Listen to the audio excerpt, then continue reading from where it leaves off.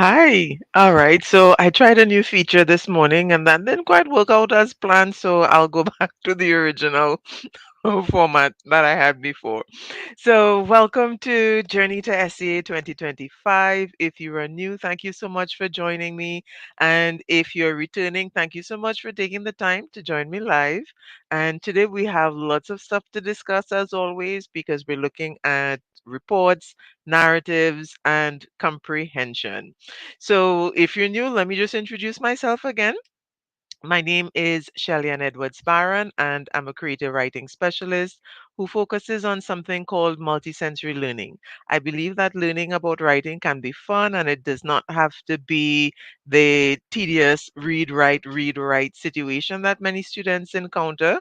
We can actually learn about writing and all the different aspects of reports and narratives through fun and interactive means. And this is also something that is very important and useful for students who are struggling with writing because it presents the concepts in different ways and allows them to interact with writing in much more meaningful ways. And so we use games, experiments, uh, activities, and lots of different things. Of course, we do reading and writing in addition to that, but we do try to incorporate lots of other things so that students can have fun learning about writing. And I am the founder and CEO of Word Coach Youth. Actually, the name of the company is Word Coach Limited. Word Coach Youth is a section that covers the creative writing at primary school levels. I also do editing under Word Coach Creative, and from time to time, I help academics with like master's thesis and those kinds of things under Word Coach Academic. So yep, it's all about words and expressions. And the word WERD in Word Coach is actually an acronym that means writing, elocution, reading, and discourse. And so I can cover everything, but for your purposes at the primary school level, I'm dealing with the writing and comprehension. And so I look at writing from different perspectives because writing is communication, and I believe that when we learn to write well, we can communicate well. So let's get into what we're covering today. Let me share my screen so that we have the topics. Um, Today is October 1 and we're at episode 20. Imagine that. We started way back in April. So if this is your first session and you're checking in because you saw the link in the group, SEA Peaceful Approach, then there are 19 other episodes that you should check out that have lots of awesome things. Because as you could see, we are on report paragraph 4, which means that we've done 1, 2, and 3 already, past 3 episodes before this one. And we also covered quite a lot of foundation concepts in terms of what students really should know in order to write an effective report. We're also looking at integrating dialogue in today's episode, but we looked at what dialogue is, format of dialogue, how to write great dialogue, looked at all of those things, plus tons of other stuff where narratives are concerned. And we're doing our review of nonfiction today because we have gone through nonfiction comprehension, several episodes. The last two, in particular, looked at what nonfiction is and the types of questions that you can get and how to respond to them. And so today we're doing that review of the things that students should know where nonfiction is concerned. And before we get started, I've started a new feature. So before I do anything else, I recap. Ooh, excuse me. I recap some stuff that I was reminded of. So these are reminders this week. Sometimes I learn things when I interact with my students. This term, I have started working with, continued working with lower aged students in terms of not just fours and five. So I'm working with standards 2 and 3 as well. and we're going through some paces because I really want to understand why is it that at standard 4 students are missing certain major concepts and why at standard 5 they're still struggling. There's a reason for that, and it quite often means that teachers are doing what they need to do, but something is still missing. So that sometimes teachers are focusing on things that they believe will enhance the writing when it doesn't quite enhance the writing. And one of those things that I noticed is that in many schools at the standard 1 level, teachers are pushing students to write 3 paragraph essays.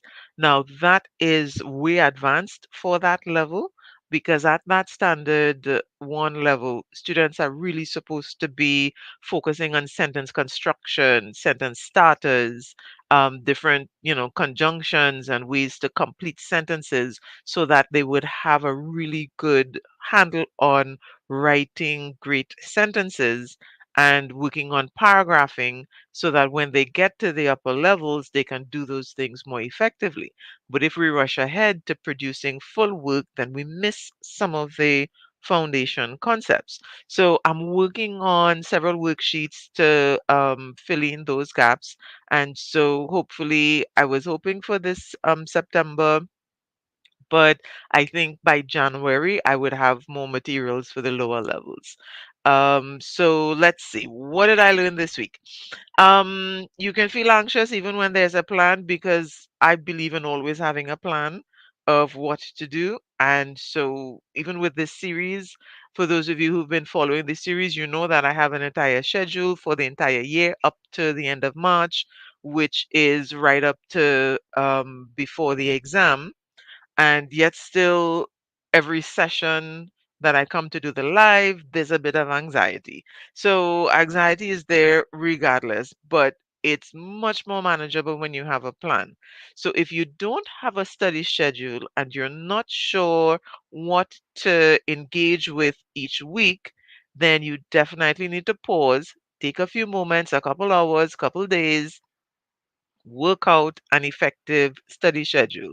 Now, one of the episodes that I did in this live series focuses on how to create a study schedule. I think that would have been early on. I don't remember the exact episode now, but I'm going to do an episode list so that if you wanted to check back without having to go through each video, I'm going to do an episodes list and post that so that you could have that information. You can check back quickly with each episode, but that would have been at least 6 weeks ago. I did another recap um, with the what you call it, the study schedule, so that you can have that.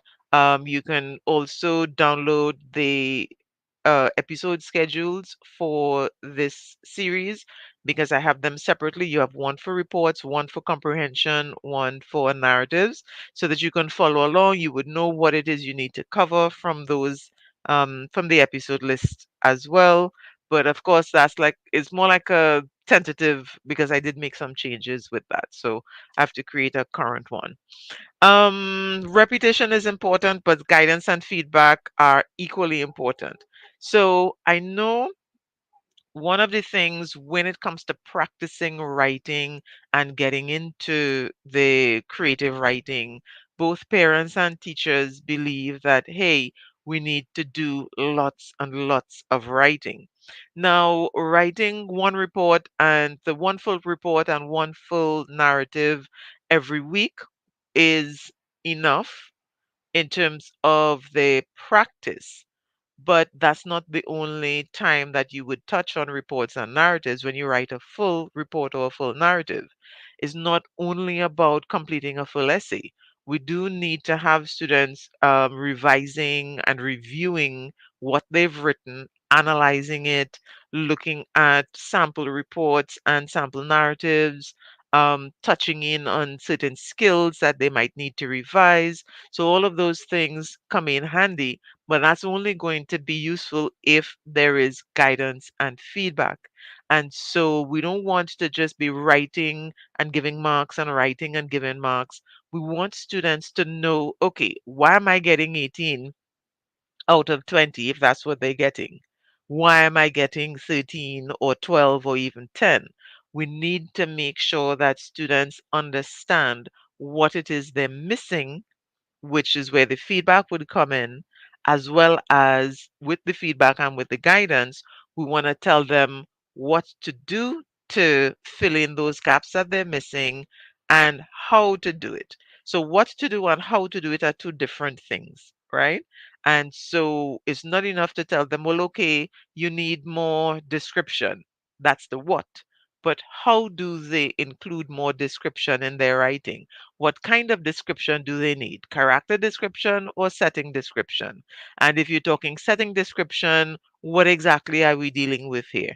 And so we need the guidance and the feedback to come into play with the repetition of the writing. So that's something that I really need you to think about. It really kind of dawned on me because I'm a little behind with giving my feedback. So I'm trying to give details to the students during the classes to make sure they have what they need and they're getting the guidance with their writing because that is just as important as writing regularly. We need the feedback and the guidance regularly too. And the last thing, I mean, this is like standard stuff. We all know this. Children respond differently to lessons. And when I say lessons, I don't mean after school lessons. I mean like just lessons in school and academics in general. Um, and so it's crucial for teachers to adapt instruction. And this kind of came really clear to me this week when I did in my standard four narrative writing class. Not this week, no, that was the report class. In the standard four report class, I'm going through with the students, so they have the text and the journal and the um, workbook. And so this is a student, obviously, if they're in standard four, this is term one, so fresh out of vacation from standard three. And so this particular student, what I have to do is sort of give a little bit more guidance than I would with some of the other students that I've had. So I actually need to say, okay, focus on this, do that. This is what I'm expecting, instead of sort of outline things a little bit more than I've had to do in the past. And mind you, once I do that, student picks up really, really quickly. But I still have to give that type of guidance. And so sometimes in the past, I would tell the student, okay, this is your assignment, and they just go and do it, and then we discuss and give feedback.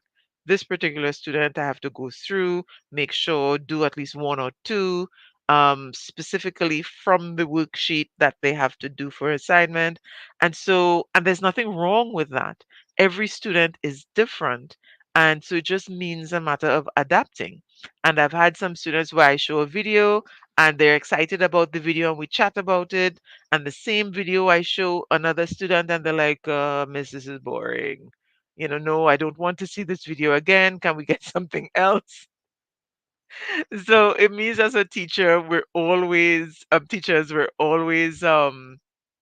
you know, having to think about different ways to do things, which is why, ooh, let me show you something. I want to take off my share screen to show this. I'm particularly proud of this activity, which is why I'm kind of gushing right now. Now, remember, last week, if you've been following, I mentioned about making writing fun. Check this out. I did this last week with the student. So it's an activity that the student actually did with me. So I have mine. Now I do all my classes online, right? So I have mine and I showed the student how to make it so they have theirs as well. So the idea, we were talking about describing emotions and how characters react in stories. And what happens a lot with students when it comes to that, and we're going to get to characters and I'll talk more about this kind of thing, but just to mention what this is, um, many students use words only. And when I say words only, I mean like they say, okay, the character is happy. And you say, well, okay, make it more descriptive. Then they would change the word from happy because happy is a boring word. So they're banishing the boring words and then they're giving a more detailed word and they would say something like excited. So the character is excited or ecstatic, or, and they're using another word to replace the word happy. And just because they're changing the word, but what they don't realize is that words aren't exact synonyms. So even, when we say a synonym, it means it's a similar meaning, not exact meaning. And so words have variations, especially when it comes to emotions. You want to match the level of the emotion with the word that you choose. And so that's where this comes in. So what this is, it's a slide ruler that shows the difference in the word. So the middle of it is where we have, like for this one, we were doing angry. And so we have angry here. And then we have words that mean increasing in anger. And then words that mean less anger. And then on the other side, to show how it increases, we have the exhaust the ship. This one, because we're talking anger, we're using a ship to increase. And so when we do like happiness, we might do like flowers growing. If we do sadness, we might do like tears falling or something, different slide rule for different emotions. But I was just so tickled how that came out. It was really interesting to see how engaged the student was. And it was so impactful that while we were doing it, we were talking about a response that he had done to something. And while we were doing it, he said, "Oh, that wasn't as intense. So maybe I should use this word instead." And I thought, yes, because this is exactly what you want to get students thinking about the language that they're using. So that kind of really had me floored this week with being able to integrate all the activities. And this is what I mean by using activities to teach concepts. And we do have to go into details with the concepts, and this is where the multisensory learning comes in. So imagine the assignment is do a slide rule for happiness or sadness or any of the other emotions, and you're adding three words that mean intense and three words that mean mild. And then you have the main word, which is the what we call the boring word, in the middle, so that students know what they're doing. And now they're having fun using the different levels of emotions where and different words for the vocabulary. Now they understand more about what that means. And then the next level that I'm going with that particular student is we're going to add in some physical descriptions and physical reactions. So this is how the character feels in a word. The character is, let's say, the enraged or the frustrated. Now, what would that mean? What would their behavior look like? So now we're going to write in behaviors. So at the end of it, the student would have a slide rule with the words they can use to describe the exact emotion. Then they will have behaviors and actions that would match that so that they could include that in their writing. Awesome stuff. And so what I'm doing, I'm preparing all of these materials, I'm grouping them together. So this December, I'm actually going to be doing a training course for teachers and so on. I'm going to add in a lot of these. I've done those courses before, but each time I do it, I improve on what I'm offering so that I can expand, make sure teachers are really getting the support, and parents can do these things at home as well, so parents and teachers can get the support that they need. So yes, I'm excited, kind of proud of my slide rule, but yeah. So and I'm, like I said, willing to share, and we're gonna get that going in December. So this is what I learned this week. So now let's get into what we're supposed to be doing for this session, today's session. We're working on paragraph 4 in report writing. So let's take a look. What goes into paragraph 4? Now, this is what happened after the main situation. We're thinking about how participants respond to what happened in the main situation and pretty much what happens next, or like immediately next, right after. And so remember, we're dealing with five different types of reports: incidents, accidents, competition, events, and activities. And so what happens next after this main situation really is going to depend on the type of report. Now, we kind of have like two major groupings where we kind of group incidents and accidents together, and we group events and activities together. Competitions sometimes group under incidents and activities as well. So we have, sorry, not incidents, activities and events. So events, activities, and competition kind of work together as one major heading, and then incidents and accidents sort of work together under one major heading. And the reason I say that is because what happens immediately after the main situation is going to be different depending on these two groups. If it's an incident or an accident, right after the incident or the accident happens, the next step would be to get some help. That's usually the next step. But in an event or an activity or a competition, there is no damage or injury, so there's no need to get help. So what's going to happen immediately after is going to be a little bit different. And so those are the kinds of things that you want to think about this week, right? And so, as always, we want to get step by step actions in chronological order. And so, we want to focus on the details that would help readers understand what is going on. And again, there's a caution of where did you get this information from?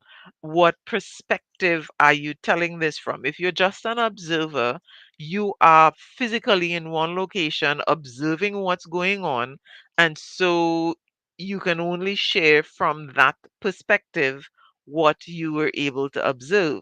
And it's the same thing with the participant. If you are a participant, what did you do at this point is something that's going to happen in paragraph 4. So, for an activity or an event, what could happen in this paragraph 4 is a wrapping up of the main situation. So, like if let's say one of the popular questions is, like there's a visitor to the school and we're having a presentation or something, the main part of the presentation is going to be what will happen in paragraph 3. But then in paragraph 4, we would have a wrapping up of the presentation. So maybe question and answers, maybe tokens of appreciation. How do things end? How does the presentation actually end? So the paragraph 3 is not the whole presentation from beginning to end. The paragraph 3 is the main part of the presentation, and paragraph 4 is where you put the end of the presentation. So for events and activities, that's what usually happens. The main situation has a beginning, middle, end, and your beginning, middle, end would be paragraph 2, beginning, paragraph 3, middle, paragraph 4, end. And so that's how it differs from an incident and an accident, which would be before, during, and after. Paragraph 2 before, paragraph 3 during, and paragraph 4 after. And so these are the details that you want to make sure that your child or your student has absolutely clear. This beginning, middle, end concept would be a little bit different whether it's a report or um, let's say an incident or an accident versus event, activity, or competition. And so for this week, you want to analyze situations and outline the details, paying careful attention to that paragraph 4. So we want to brainstorm what would people do immediately after this particular kind of accident? What would someone do, let's say, after the main part of this kind of activity?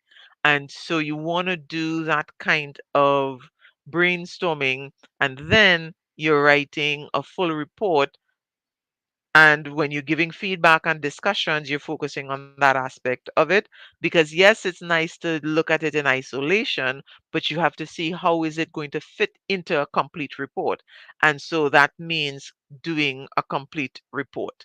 And as always, as a reminder, if this is what you're working on and you don't already have a copy of these two documents, my recommendation is definitely to get a copy of these two documents. Um, this one is the 5 reports challenge. You have sample reports. You'd have at least 5 sample reports. I think there are 6 because I did a natural disaster report in this one as well, because that is a kind of unique type of report.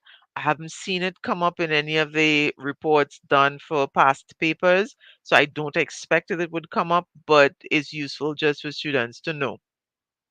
Um, the you would have and you have prompts as well, and in this there's a breakdown of what I'm discussing here, but what goes into paragraph 4, there's a detailed breakdown of what goes into all the paragraphs, including paragraph 4 of the 5 paragraph structure for each of the types of reports I mentioned: incident, accident, competition, event, and activity, as well as the natural disaster. So definitely get a copy of this. You get samples of each one and that kind of breakdown. For the planning, if you want to practice planning, just to do that brainstorming and get lots of different ideas of how to put together the information in those sections, this report planning worksheet has 25 new prompts, different from the let's see, the 6 trees are 18 prompts would be in this one. So this is a brand new set of 25 prompts plus the worksheets to do the planning. So you have like categories, what to put in paragraph 1 and 2, etc., etc. So definitely worth the material, and they're all digital. So you get it once you pay. You get it and you don't have to print all of it. You could work with what you need online and have the student handwrite the things instead of using the worksheet. But I do send worksheets in each of them that you could use as well. So you could probably just print one and have that copied every time you need to do the worksheet, especially for these planning ones. Right? So these are available right now. WhatsApp me. The number is on the screen: 717-4993 if you want to get copies of these. Okay, on to narrative writing. What are we looking at with narrative writing this week? We're continuing with our discussion on dialogue. And at this point, students should know what dialogue is. We discussed the difference between dialogue, speech, and thoughts, which are all useful for the writing of a narrative. I know sometimes we focus a lot on the dialogue and we consider everything that is what the character is saying as dialogue, but it's not the same because they're used a little bit differently. So if you want to find out more about that, check last week's episode. If you remember it, awesome. If you don't, go back and review it because I did talk a little bit more about the difference between speech, thoughts, and dialogue, and you can check previous episodes as well where I discussed dialogue. So now, in this particular episode, I'm looking at how to integrate dialogue into stories. And the number one question is going to be where to put it in.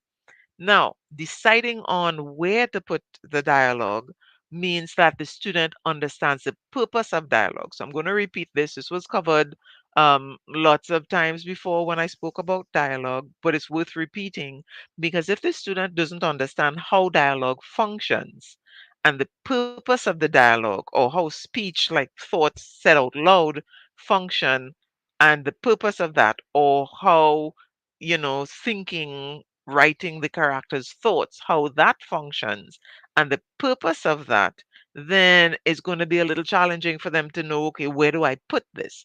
So let's look at the purpose of the dialogue.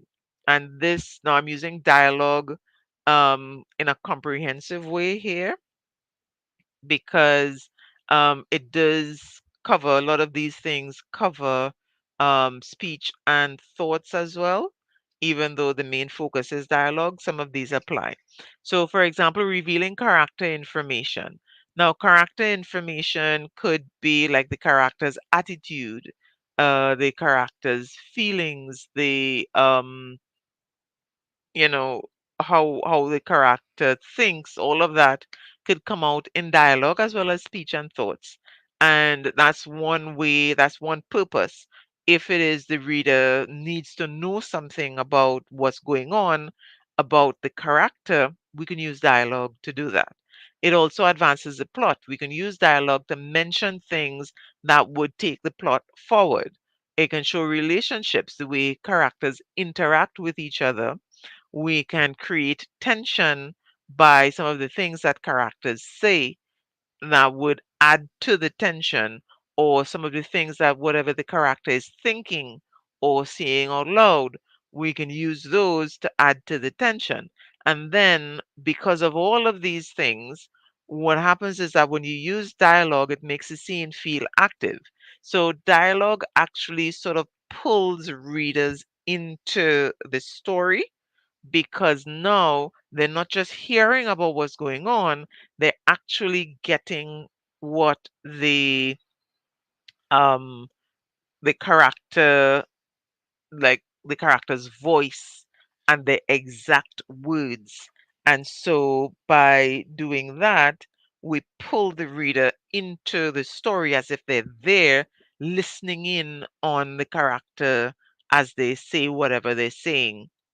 And so it takes us out of the movement of the plot sometimes, and it brings us into a little pause to make the scene very active so that we can look around and say ooh and ah and whatever's happening in the story. So dialogue has a variety of different purposes.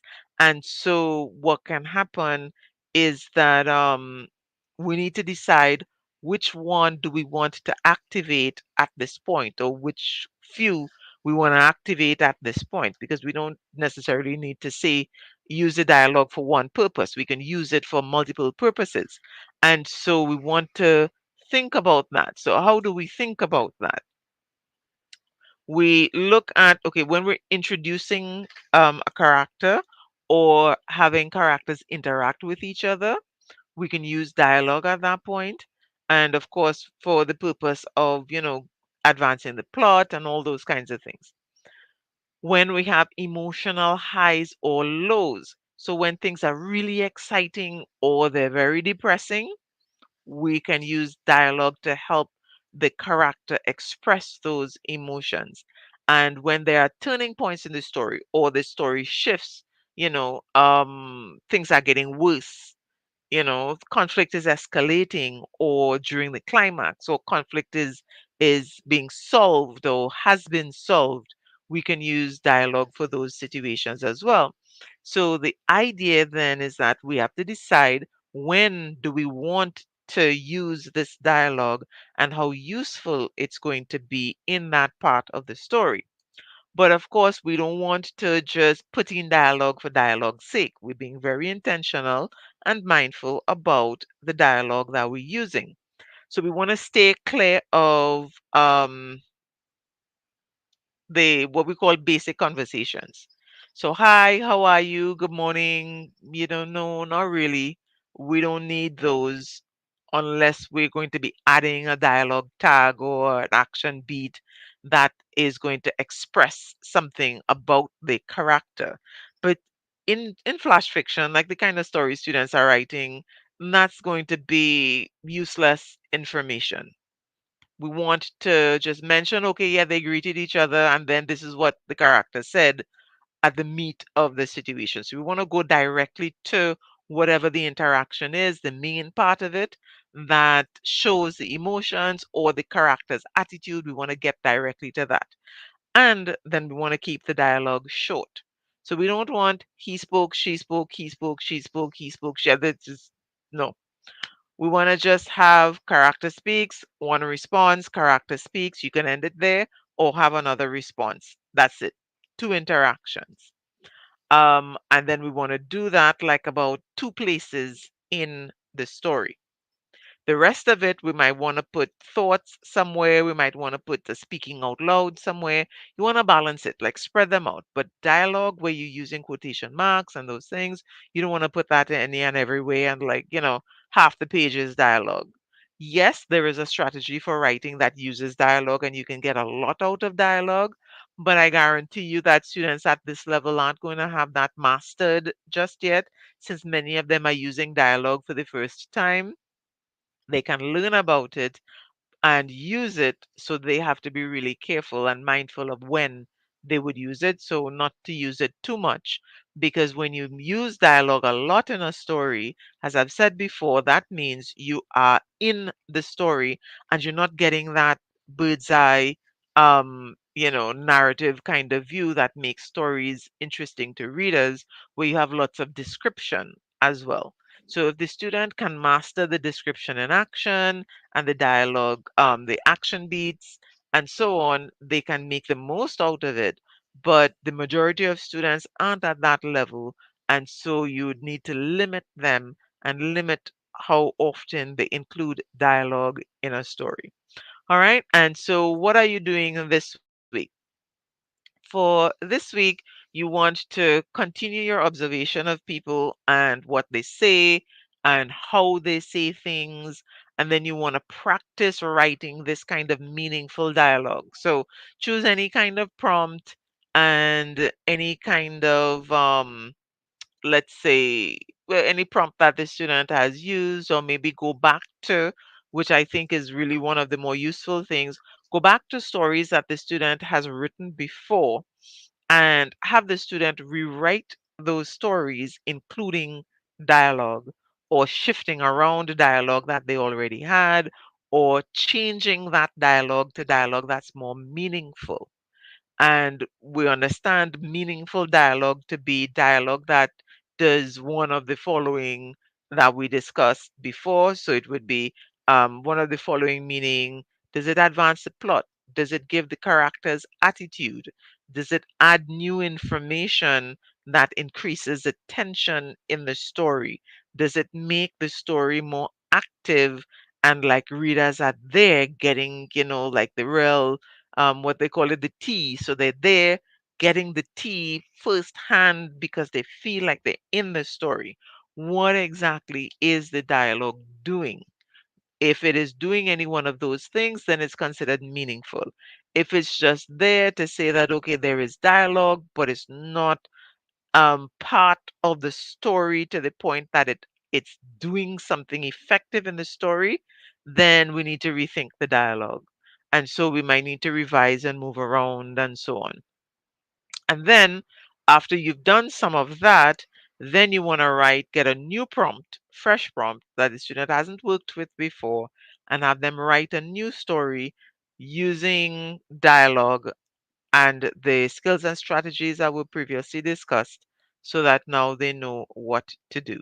And so when I do this with my students and we talk about dialogue, we do practice with the dialogue. I have, worksheets that I give them to practice the dialogue activities and so on. And then we discuss, okay, what makes dialogue more meaningful, what isn't, and we go into a lot of detail so that they get the ideas of what to do. And that's what you want to really practice. I don't have, a dialogue worksheet specifically just yet, but in this seven stories challenge, you get sample stories that show dialogue and show what I do, and that expression of dialogue. There isn't a separate worksheet on the dialogue because it's sort of integrated into, the foundation concepts, and this particular worksheet is really for practice. So you get the prompts, you have, 21 different prompts you get here, you get sample stories, seven different stories in different genres. So you get, science fiction, action and adventure, mystery, fantasy, folklore, realistic fiction, and a couple others that I don't remember right now. Um, I think thriller and suspense is one. Yeah, I'm trying to squint to see what's on the thing there. But so there's seven different stories that you can see the samples of, And there's a breakdown of the 12-point plot, which is a plot development format that I advocate and that I've created for students to really get an understanding of plot. There's a copy of that in this as well. So quite a useful document. If you haven't gotten a copy yet, definitely get a copy because you're getting prompts, samples, and additional information. So in addition to this series, if you get these documents, then you would have items to work with, and I would be able to reference and say, okay, do this, do that. This is how you can use it because you can get a lot more out of it than what it was created for, simply because it has samples and prompts. Um, Now on to comprehension. So we have covered a lot where the comprehension is concerned. We looked at different types of questions, the different types of texts. And in the past 3 weeks, we've been looking specifically at nonfiction. I think 2 weeks, because this is the third session on nonfiction. And this is our second round of nonfiction. So if you go back into the archives of the videos, you would see another section or two on nonfiction. So what we're doing here now is in today's session, I want to just do a quick review of what you should have already covered where nonfiction is concerned. And so let's see, what are the unique features of nonfiction text? So there are paragraphs, which is different from a graphic and a poem. There's no dialogue, which is different from fiction. We use topic sentence format, different from fiction, and there are particular structures, so like cause and effect, problem and solution, etc. And so when I go through with my students in the comprehension class, we'd go into a lot of detail with this because this is what helps them really recognize and master responding to the nonfiction texts. And so we also look at the purpose created to inform about situations and ideas. And of course, when you're answering a purpose question for nonfiction, you have to say what those ideas are. And another difference between the text format for nonfiction that's a little bit different from the fiction when you're talking about passages is that fiction passages tend to be 2 pages, at least 1.5 to 2 pages. But the nonfiction passage is usually all on 1 page, and you get anywhere from 4 to 5 paragraphs in that 1 page view of that nonfiction text. And so, in the question format, here are some things that you'd need to remember. Of course, as with all nonfiction and passages and the comprehension, so this would be fiction and the graphic and poetry. All of them, you will get literal, inferential, evaluation, and appreciation questions. That's across the board. Literal questions will be details of the passage. And so that's what would be specific to the nonfiction. So you'd get questions on like dates and locations and stuff. Nonfiction really kind of focuses on those things. Inferential, main ideas, etc. Evaluation, what do you think? Appreciation, like, what would you do and what would you say kind of questions that you'd get. And so there's always the vocabulary question. Sometimes you get 2 words to define from the passage, and sometimes you get, what's the meaning of this phrase, or explain what this phrase is all about, kind of thing. And then finally, some unique questions, as in you wouldn't see these questions in other texts, like you wouldn't see the main idea of a paragraph in poetry or graphic because you don't have paragraphs there. And with the narrative, you wouldn't get main idea of a paragraph because the narrative is developed differently. So that's the fiction comprehension. And so unique to nonfiction texts would be main idea of the paragraph, purpose of the passage, and then your opinion on um, actions or different things in the content. Now, you would get in fiction, we're going to deal with fiction starting next week. You would get in fiction, what would you do if you were this character?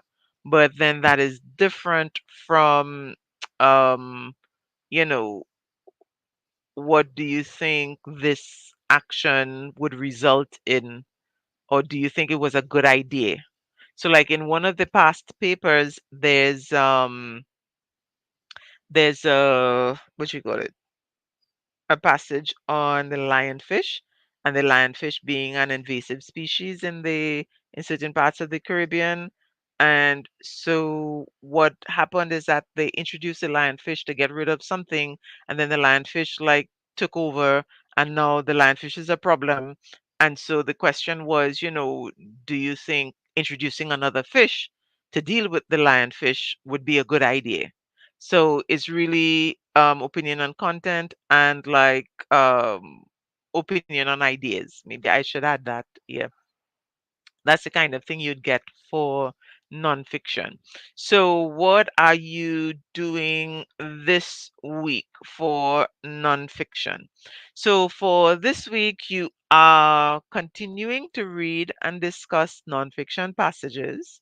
You are continuing to look for the main ideas on topic sentences and details. And you're also completing nonfiction comprehension activities. And so I know there are lots of past papers with the nonfiction comprehension. So you can definitely look through the past papers that you have and do some. You can do practice tests. There are lots of them on the market. I have available this booklet with two nonfiction passages. So if you don't already have a copy, you can get these, and it comes with the answers so that you can double check.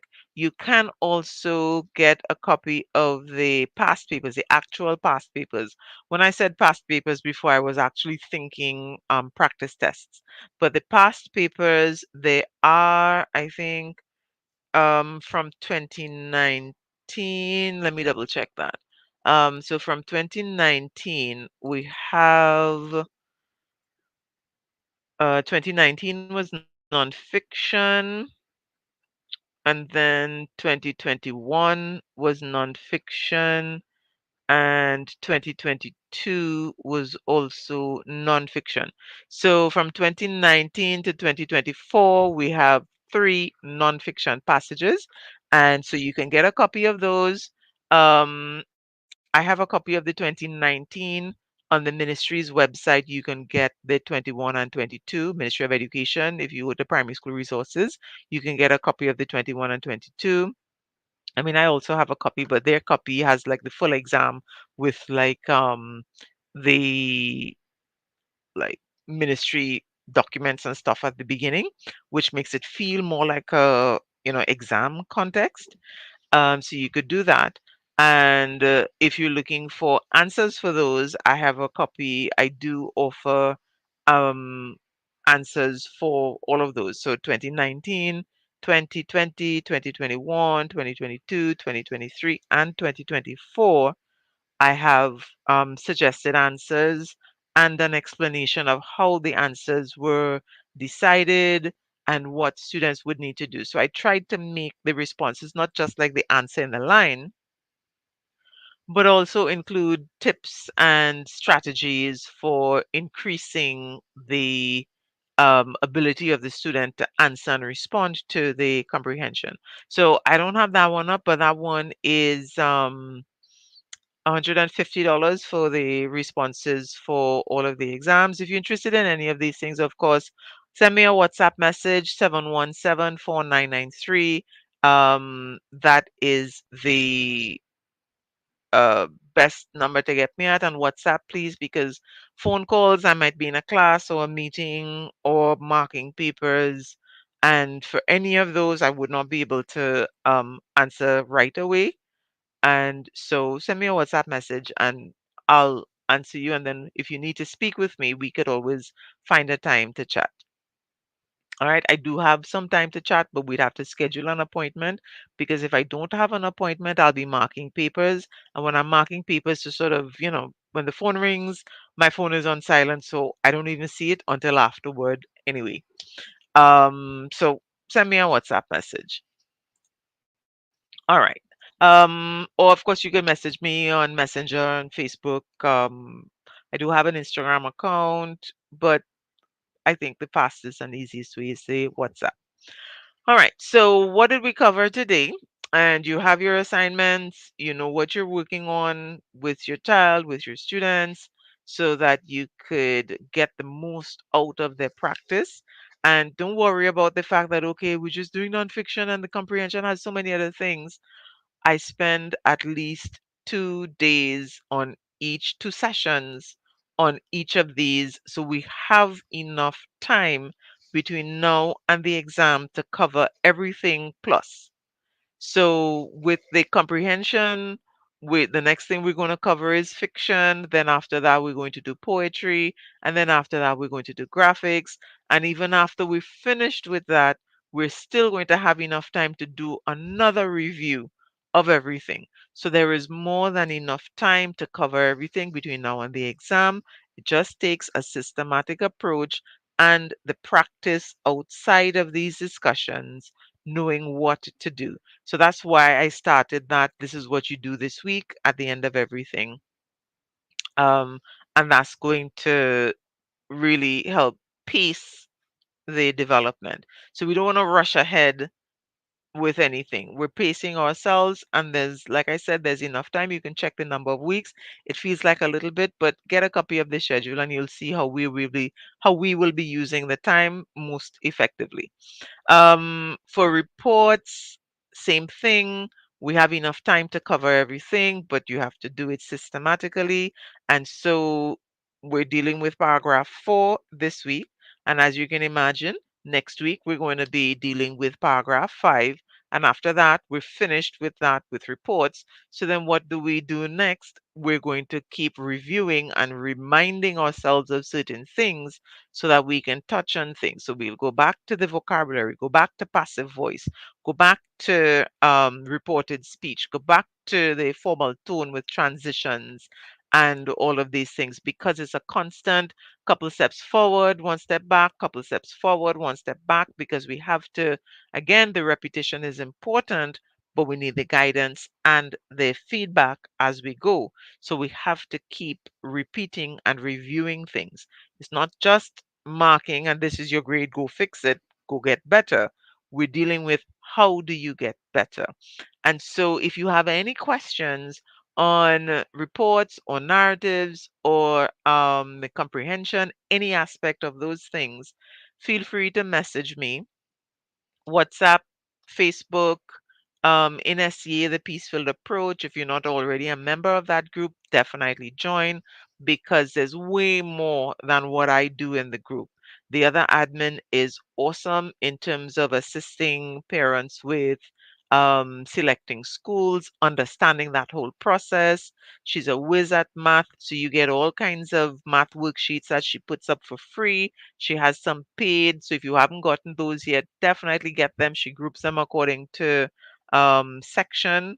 And so you could focus on a particular math topic if that topic is giving your child challenges.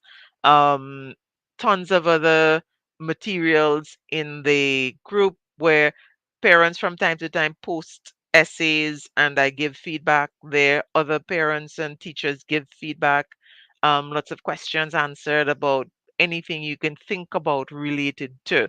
Some people even ask about, okay, what supplements are you using with your child that I might be able to try to help out? And, so tons of information there. If you're not already a member, definitely join. Feel free to ask your questions. Tag me in your questions if you have anything. If you're asking anything about reports, narratives, or comprehension, tag me because for some reason the way the group system works, I don't see, I check every day and I scroll for like about 5 minutes until I see things that I saw the day before. I check every single morning in the group but I don't see comments. So sometimes I check today and I don't see anything on reports on narratives or comprehension. And then tomorrow I'll check and it will say posted yesterday. I'm like, but I checked yesterday and I didn't see this. So if you want my direct feedback, please just feel free to tag me. It's not a problem at all. I'm here to assist as much as possible. And of course, if you want any of the resources or you're looking for a particular resource that you're not seeing, you want some assistance with it, let me know. If I don't have something that you could use, I'm going to try to create something and it'll come out eventually. So there are some stuff that I'm working on. Um, there are, additional resources that I'm currently working on that hopefully I would get sorted by the end of this month. I know I keep saying that, but I'm a little behind with marking essays. So yeah, bear with me, please. They're coming. They're coming. The resources are coming. And so tag me in the group, message me on WhatsApp if you need any further assistance. And by all means, check back in next week, Tuesday, when I'll be here again with dealing with the paragraph 5. We would be moving on to, let me check my schedule and see what we're moving on to next week. Um, with narratives, I believe we're looking at what is it? I know for fiction we're dealing with for comprehension we're going on to fiction. For reports we're moving on to paragraph 5, and for narratives we shall be looking at um creating and resolving problems. So that would have to do with introducing problems into stories, and we will be looking at how we're going to get to resolve the problem. So there's some escalation required, but then what are we going to do? When we create the problem, what's the process? And then how do we get around to solving it? And then after that, we will look at specifically the rising action, how to get rising action done. Right, so I've got you covered where the reports and the narratives are concerned, with the resources, with the discussions, and with the comprehension. Also, have you covered there. So, you can take a deep breath. I do get anxious sometimes. For those of you who've been following the series, you know about my anxiety and the fact that I kind of really take things very intensely sometimes. But we have a plan. And like I said earlier in the presentation, even when you have a plan, there's some anxiety, but having a plan really reduces that anxiety. And so don't worry about it. You're not in this alone. I'm here to help. The entire group, SEA Peacefield Approach, is there to help. And there are other groups where you can get support as well. So know that you can have what you need, regardless of what's happening. If you need to vent, sometimes, you're feeling a little frustrated. Believe me, you're not alone in that either. Lots of parents are also feeling that. And by you sharing, you're giving them hope as well. So, thank you very much for the time that you took to spend the hour with me today. This is the end of our discussion today, but I'll be here next week. And so this is Shelley and Edwards Barron, creative writing specialist, signing off of Journey to SEA 2025. And I look forward to seeing you next week. So, like I said, I was trying something new with the intro and the exit, but I don't know. Um, Come back next week and see if I get the hang of it. So I'm always learning about the tech and more things that I could do to make sure the presentations are as useful as possible to you and easy enough that I'm going to keep doing this for a little while. Okay.